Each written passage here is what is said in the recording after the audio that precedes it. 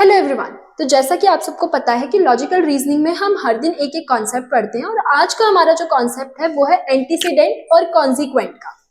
ये तो heavy words तो बहुत लगते हैं बट इनका मतलब बहुत इजी है। एंटीसीडेंट को हम बोल सकते हैं जो इनिशियली हो, इंसिडेंट हो। जैसे आपने कभी फिजिक्स के कॉन्सेप्ट्स में भी पढ़ा होगा, इंसिडेंट जो रेज होती है मतलब जो पढ़ रहे हैं, उन ऐसी चीजों को हम एंटीसीडेंट बोलते हैं। और कॉन्सिक्वेंट आप इसको ऐसे समझ सकते हो, कॉन्सिक्वेंसेस। जैसे हम बोलते हैं कि किसी चीज को करने से ये कॉन्सिक्वेंस होगा यानी आफ्टर इफेक्ट। इसको ऐसे भी समझा जा सकता है कि एंटीसीडेंट हमारा कॉज होगा और कॉन्सिक्वेंट हमारा इफेक्ट होगा। और इसको आप ऐसे भी समझ सकते हैं, इफ एंड देन वाली कंडीशन, कि अगर आप पढ़ोगे तो आप सक्सेसफुल हो जाओगे, यदि आप पढ़ोगे तो आप सक्सेसफुल हो जाओगे। इफ एंड देन वाली जो सेंटेंसेस होती है, तो जो हमारी इफ के साथ लग के सेंटेंस आता है उसको हम एंटीसीडेंट बोलते हैं, और जो देन के बाद सेंटेंस आता है उसको हम कॉन्सिक्वेंट बोलते हैं, उसका इफेक्ट बोलते हैं। तो एंटीसीडेंट और कॉन्सिक्वेंट वर्ड का मतलब तो क्लियर है कि अगर कोई चीज कॉज में है तो वो एंटीसीडेंट है, और अगर उसका इफेक्ट हम चेक कर रहे हैं तो वो मेरा कॉन्सिक्वेंट में हो जाएगा। अब एंटीसीडेंट और कॉन्सिक्वेंट पे हमारी दो फैलेसीज हैं। फैलेसीज का मतलब हमने सबसे पहले यही देखा था कि जो हमें सुनने में ठीक लगती है पर वो होती रॉन्ग है, यानी कि या तो उसका कंटेंट गलत होगा या उसका स्ट्रक्चर गलत होगा। फॉर्मल और इनफॉर्मल फैलेसीज अगर आपने नहीं देखा तो आप इस वीडियो के नीचे डिस्क्रिप्शन बॉक्स में हम लिंक डाल देंगे, आप वहां से वो चेक कर लेना। फॉर्मल और इनफॉर्मल फैलेसीज, ये भी एक इनफॉर्मल फैलेसी है और इसमें हम दो चीजों के बारे में डील करेंगे, affirming the consequent and denying the antecedent. Word consequent का मतलब आपको क्लियर है, कोई भी ऐसी चीज जिसका हम इफेक्ट देखें, आफ्टर इफेक्ट, देन वाली सेंटेंसेस। यहां मैं बोल रही हूं ये फैलेसी है जिसमें आप कॉन्सिक्वेंट को अफर्म करते हो। अब अफर्म करने का क्या मतलब होता है, आप उसको एक्सेप्ट कर रहे हो, accept the way it is, है ना। अफर्म का मतलब यही होता है जहां पर आप कॉन्सिक्वेंट बेशक वो गलत है पर उसको फिर भी आप एक्सेप्ट कर रहे हो, ये फैलेसी होगी अफर्मिंग द कॉन्सिक्वेंट की फैलेसी। और जहां पर एंटीसीडेंट यानी कि जो आपका कॉज है, जो आपकी इफ वाली सेंटेंसेस हैं, वो सही होने के बावजूद भी आप डिनाई कर दो, उसको हम बोलते हैं डिनाइंग द एंटीसीडेंट की फैलेसी। अब अगर अफर्मिंग द कॉन्सिक्वेंट की फैलेसी को मैं डिफाइन करूं तो मैं ये कहूंगी कि अगर मेरा इफेक्ट ट्रू है यानी मेरा इफेक्ट सही है तो मेरा जो कॉज होगा वो भी सही होगा। कहने का मतलब ये है कि अगर मैं कहती हूँ मेरा आफ्टर इफेक्ट जो आ रहा है वो सही है, तो मतलब जिस चीज की वजह से वो आ रहा होगा वो भी सही होगा। अगर आप पढ़ रहे हो और आपका पहले रिजल्ट आ जाता है और आपके रिजल्ट में 90% मार्क्स आ जाते हैं, इसका मतलब जो पढ़ाई आपने करी होगी वो सही करी होगी, तभी आपका रिजल्ट ये आया है। तो अफर्मिंग द कॉन्सिक्वेंट फैलेसी में वो कहता है कि अगर इफेक्ट ट्रू है तो आपका जो कॉज है, उसको होने का जो कारण है वो ट्रू है। इसका एक एग्जाम्पल है, if it rains the ground is wet, the ground is wet therefore it must rain. इन्होंने क्या बोला कि अगर बारिश होती है तो ग्राउंड वेट होगा यानी गीला होगा, यानी ऑब्वियसली बारिश हो रही है तो ग्राउंड का गीला होना बहुत लाजमी है। यानी कि यहाँ पे मैंने क्या किया, जो मेरा आफ्टर इफेक्ट है यानी कि ग्राउंड के गीले होने की जो बात है, मैंने उसको सही माना। मतलब जो मेरा ग्राउंड गीला हो रहा है वो मेरा सही है, वो मेरा ट्रू है। तो मैंने ये बोला कि यहाँ रेन हुई होगी, लेकिन हमेशा ऐसा होना जरूरी नहीं है। जरूरी नहीं है कि अगर मेरे को अपने ग्राउंड को वेट करना है तो मुझे हमेशा ही बारिश की जरूरत पड़ेगी, नहीं, ऐसा जरूरी नहीं है।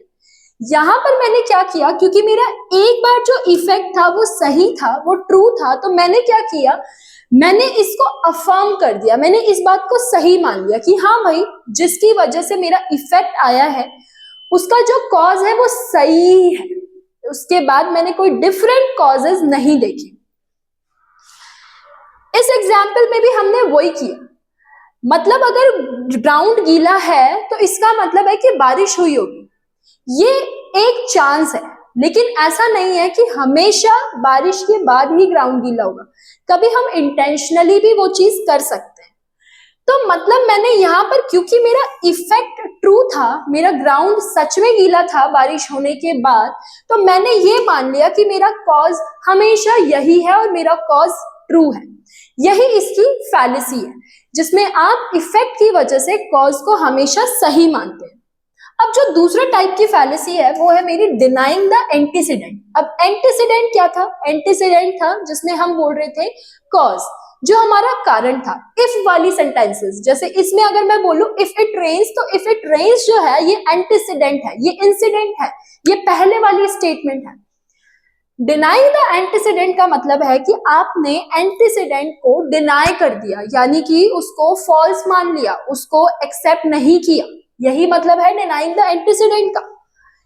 If cause is false then effect is false. ये कह रहा है कि अगर कारण ही मेरा गलत है तो उसका जो इफेक्ट है वो गलत ही होगा। अगर मैं कहूं कि मेरे जो ग्राउंड है वो गीली होगी ही नहीं बारिश होने के बाद, तो यानी मेरा जो कॉज है वो गलत, तो मेरा इफेक्ट गलत। यही बात ये डिनाइंग द एंटीसीडेंट बोल रहे हैं कि अगर मेरा कॉज फॉल्स है तो मेरा इफेक्ट भी फॉल्स होगा। एग्जाम्पल में, if someone is a professor then they have a PhD. Maria is not a professor, therefore Maria doesn't have a PhD. मतलब कोई प्रोफेसर है तो उसके पास पीएचडी होगी, मारिया प्रोफेसर नहीं है तो उसके पास पीएचडी नहीं हो सकती। बट ऐसा जरूरी तो नहीं है। ये बात एकदम सही है कि अगर कोई प्रोफेसर है तो उसके पास पीएचडी होगी, बट ये बोल देना एकदम से कि जिस मारिया प्रोफेसर नहीं है तो उसके पास पीएचडी नहीं है, ये गलत। पीएचडी इज अ चॉइस ना। पीएचडी आप अपनी मर्जी से कर सकते हो, आपका मन है रिसर्च करने का, आप पीएचडी कर सकते हो। तो जरूरी नहीं है कि जब तक आप प्रोफेसर नहीं हो तब तक आप पीएचडी नहीं कर सकते, ऐसा जरूरी नहीं है। यहां हमने क्या किया, यहां मैंने क्योंकि कॉज को फॉल्स मान लिया तो मैंने उसके इफेक्ट को भी फॉल्स मान लिया। क्योंकि मैंने यहाँ बोला भाई कि प्रोफेसर बनना, प्रोफेसर है कोई तो पीएचडी है, ये मैंने अपना कॉज मान लिया, तो मैंने ये कह दिया उसका इफेक्ट कि अगर मारिया प्रोफेसर नहीं है तो मारिया पे पीएचडी नहीं है। ये मेरा फैलेसी है डिनाइंग द एंटीसीडेंट की फैलेसी, जिसमें मैंने कॉज के गलत होने की वजह से इफेक्ट को अपने आप गलत मान लिया। इसका एक एग्जाम्पल हम ऐसा ले सकते हैं कि मेरी कैट, मेरे पास एक पेट है जो कैट है और उसकी एक टेल है। तुम्हारे पास डॉग है बट उसके पास टेल नहीं हो सकती, क्योंकि मैंने अपने कॉज को पहले एक जस्टिफिकेशन दे दिया कि क्योंकि कैट है मेरे पास तो उसके पास टेल है। बट इसका ये बिल्कुल मतलब नहीं है कि अगर आपके पास डॉग है तो उसके पास टेल नहीं हो सकती। यही है हमारी डिनाइंग द एंटीसीडेंट की फैलेसी। और अफर्मिंग द कॉन्सिक्वेंट की फैलेसीज में क्या है, आप इफेक्ट को सही मानने लग जाते हो तो उसके बाद आप उसके सारे कॉजेस को भी सही मान लेते हो। इसका एक एग्जाम्पल और है कि अगर सन ने काम करना बंद कर दिया तो लाइफ नहीं एग्जिस्ट करेगी अर्थ पे। अगर लाइफ एग्जिस्ट नहीं करे इसका मतलब सन ने काम करना बंद कर दिया, बट ये सही नहीं है, यही इसकी फैलेसी है। क्योंकि लाइफ के एंड होने के मल्टीपल रीजंस हो सकते हैं, मल्टीपल इन्वायरमेंटल कंडीशंस हो सकते हैं, सिर्फ सन को ही दोष नहीं दिया जा सकता। तो ये इसकी फैलेसी है, और ये इसकी फैलेसी है कि हम हर चीज को गलत मानेंगे, ये फैलेसी है कि हम हर चीज को सही मानेंगे। ऐसे ही वीडियोस को देखने के लिए विद्या एजुकेशन इंस्टीट्यूट को फॉलो कर लें, और हमारे सारे जो यूट्यूब वीडियोस हैं उनको आप प्लेलिस्ट में जाके चेक कर सकते हैं। Thank you so much.